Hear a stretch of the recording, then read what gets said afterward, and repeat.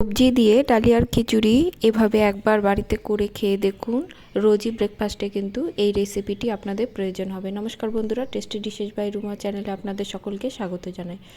Dahlia খিচুড়ি করার জন্য আমি ডালিয়া ভালো করে ধুয়ে ভিজিয়ে রেখেছিলাম। সবজির মধ্যে নিয়েছি আমি মিষ্টি কুমড়ো, গাজর, আলু, ব্রকলি এবং মটরশুঁটি।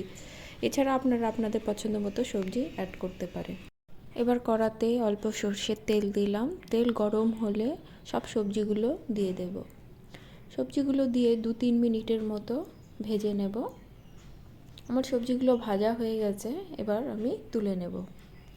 তেলেই জিরে, তেজপাতা এবং শুকনো লঙ্কা ফোড়ন দেব। ফোড়ন থেকে সুন্দর গন্ধ বেরোলে আদা এবং লঙ্কা বাটাটা দিয়ে দেবো। আমি হাফ চামচ করে দিয়েছি। মশলাটা একটু নেড়ে এর মধ্যে দিয়ে দেব মুগ ডাল। মুগ ডালটা আমি ধুয়ে ভালো করে জল ঝরিয়ে নিয়েছিলাম। ভালো করে নেড়ে নিয়ে এর মধ্যে ডালিয়াটাও দিয়ে দেব। এবার এর মধ্যে দেব হাফ চামচ জিরে গুঁড়ো, হাফ চামচ ধনে গুঁড়ো, লবণ। অল্প জল দিয়ে মশলাটা কষিয়ে নেব। মশলাটা একটু কষানো হলেই এর মধ্যে দিয়ে দেব আমি মটরশুঁটি এবং হলুদ।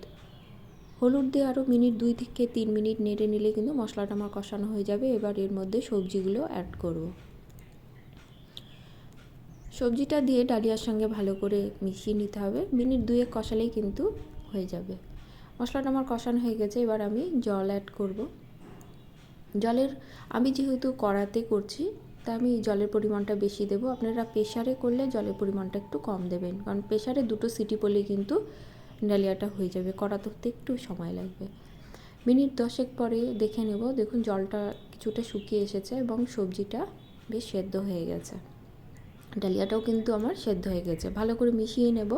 আমি একটু পাতলাই রাখবো, আপনারা চাইলে একটু ঘন করে নিতে পারেন।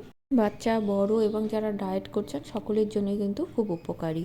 এভাবে সবজি দিয়ে টেস্টিভাবে যদি খিচুড়ি করে নেওয়া যায় সকলে কিন্তু চেটেপুটে খাবে। আমার ডালিয়াটা প্রায় হয়ে এসেছে।